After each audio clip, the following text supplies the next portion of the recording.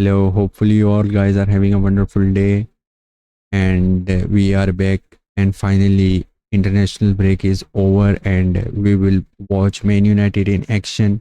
This weekend we will be traveling to Southampton and especially after the back of Liverpool defeat it is going to be a very important game. Victory is needed, a statement win is needed and the optics are not great for Eric Ten Hag. He has to do a lot of things. Players needs to perform for him, for the club to make the optics right. And we will discuss in detail how Southampton plays and what we can expect it, so that if something goes bad in that game, you don't get an expectation. If you expected that something bad will happen, if you know how they are going to play, then you will not hurt that much. Southampton lost their 3 games. They were only able to score 1 goal, and but the way they played is they have more than 65% of possession. They have more than 65% of possession, and that is the thing that is worrying me. They had 78% of possession against Newcastle, and Newcastle is not a bad team. Newcastle is a very good team. So the midfield, Bruno Guimaraes, the midfield of Joy Litton, and the midfield of Longstaff. They had very good midfield with Anthony Gordon, Murphy, Isaac, very good forward line. Still, they were not able to get the possession, and 78% possession in that game. This is quite scary, and they took 19 shots on and 4 shots on their goal, and which 3 were their big chances, and they missed all of their big chances against Southampton. And this is, I believe, their first game. The second game was between Southampton and uh, Nottingham Forest. Nottingham Forest have also a very good team. They have been around the Premier League. Southampton are making a comeback. Morgan Gibbs White, Anthony Elanga, Odoe, Ed Anderson, Sangare. They are a good team, not bad team. Still against them, they were able to create 65% of possession, and they were not able to create any significant chance. And in the third game against Brentford, which is also a good team, and we can expect them to keep the possession 63%, average more than 65% possession, and they rank second in the Premier League for the first 3 games who kept the more amount of possession. But they have only scored 1 goal despite having all the possession. They created some chances against Brentford. They created some chances against Newcastle. They created nothing of significant XG against Nottingham Forest, but their finishing is not good. So the question is, what is most worrying thing? They are keeping the possession, or they are creating the chances, or they are not finishing the chances. I would say if they are creating the chances, it is just a matter of time. You never know when your forward will click and start scoring the goal. As long as you are creating the chances, then you are on a very safer side. And I would say if they are keeping 65% of possession, and we somehow can expect that they will try to keep the same amount of possession against Man United as well. However, Man United will not let them keep a lot of the possession. They will try to take that possession. How they will try to take their possession? By pressing. And this is the problem which we faced against Liverpool, and which will be keep on facing until and unless we figure out that midfield.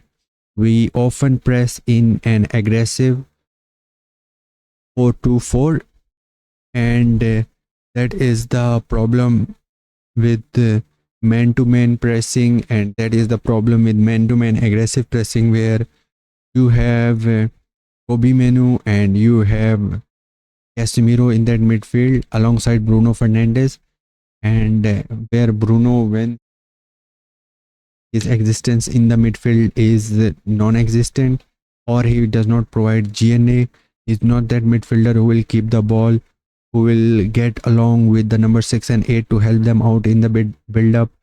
But the problem is with the structure of the team. However, if they are going to keep more than 60% possession, they will also have the chances. And specifically, the way we played against Liverpool, sending fullbacks higher up the pitch, and then with build up with two center backs, goalkeeper, and number 6. And somehow, if number 6 lose the ball, then always you are going to get outnumbered in the defense. So he has to sort this out.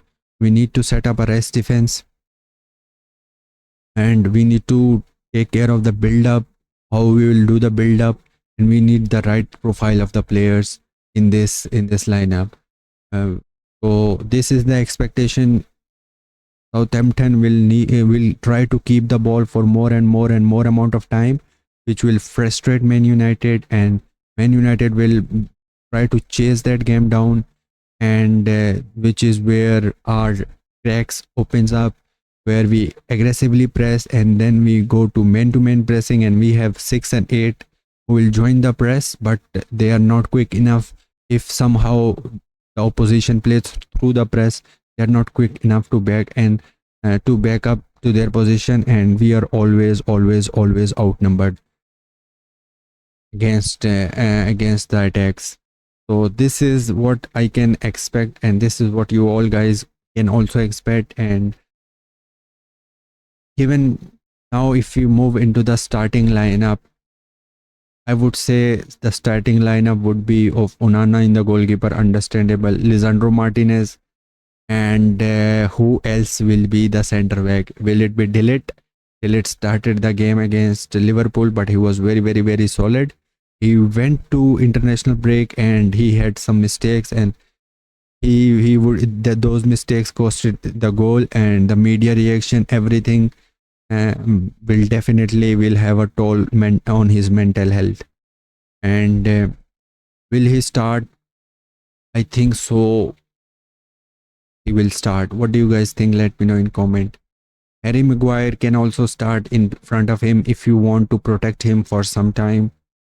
And this is the thing with media. If you will play him, okay, fine. Then it is a test for him to perform in that game.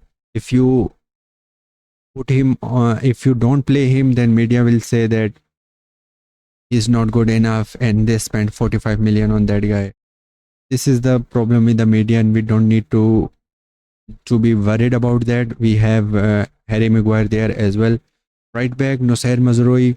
Left back, Diego Dallo. However, the update on Luke Shaw was that he was supposed to come back after the international break, but Eric Ten Hag will have an interview, will have a press conference tomorrow, and we will see what will happen. I think the press conference will be on Thursday. So who will be back? But I would say still the starting center left back would be Diego Dallo. Number 6 and number 8. Will you play Ugarte? I watch Ugarte playing in the FIFA qualifiers from Uruguay, but he was very lively for both of these games. He played the second game for full 90 minutes, and he was substituted in the first game. I would say we need to start him at 6. Number 8, there is a question of Kobe Menu, and there is a question of Casemiro, and there is a question in between Ericsson as well. If you have Ugarte, you can start anyone from these three at number 8. And one thing I would like to say again, I have been saying throughout this summer that Kobe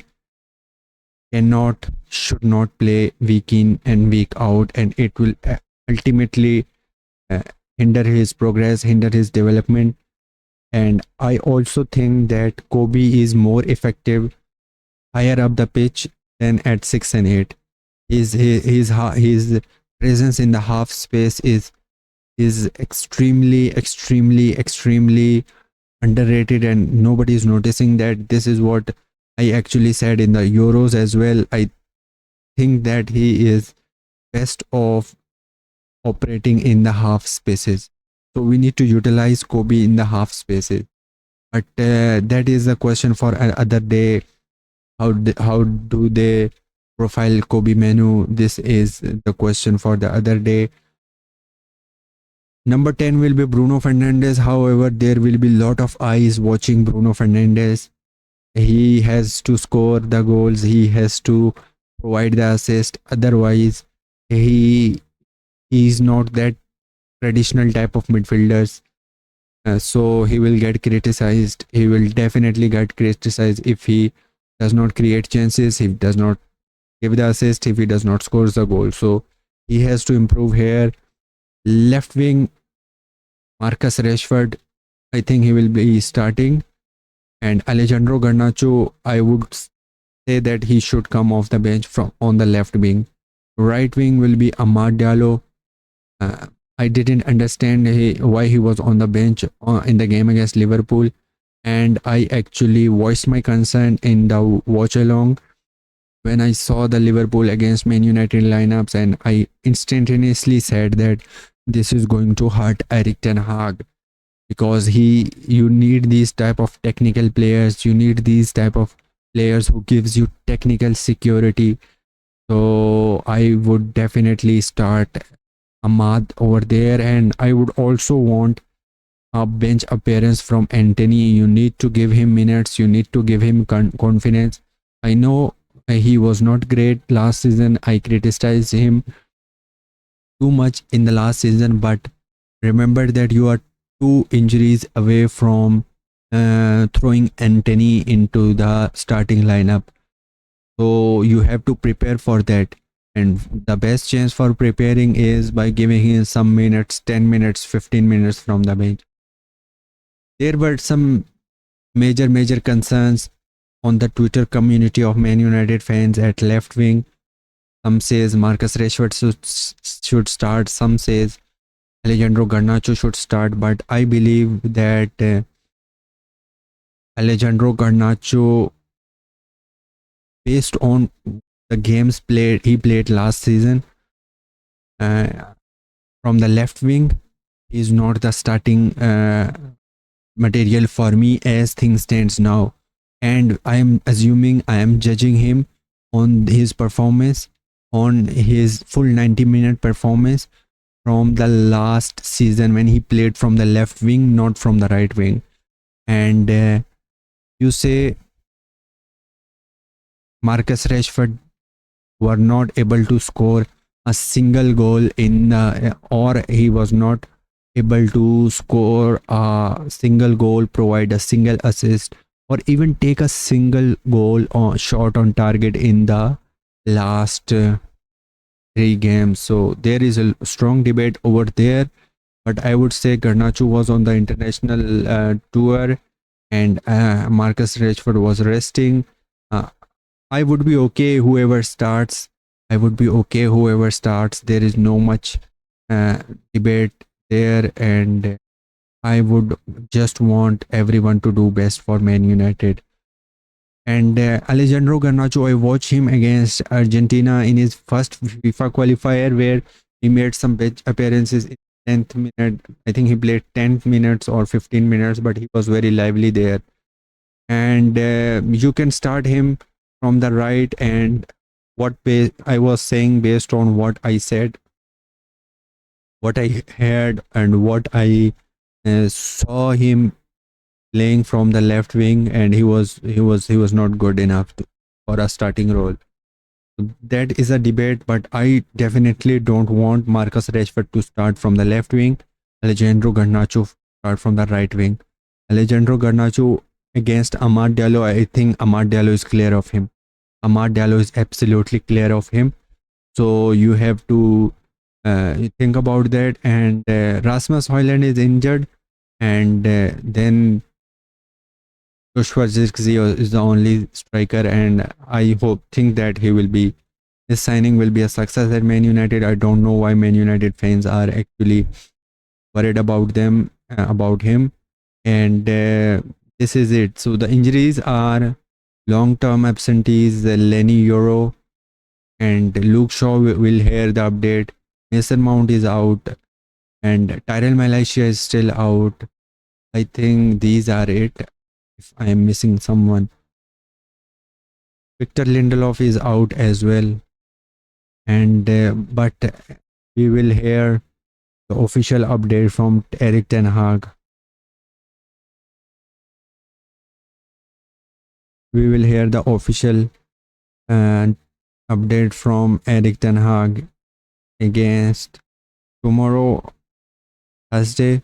Rasmus Højlund is also scheduled to return late September, but we'll see. So my prediction is Man United 2, Southampton 0. But I want them to win with 4-5 goals. This is my wish. If you want to do the statement, let me know your predictions as well.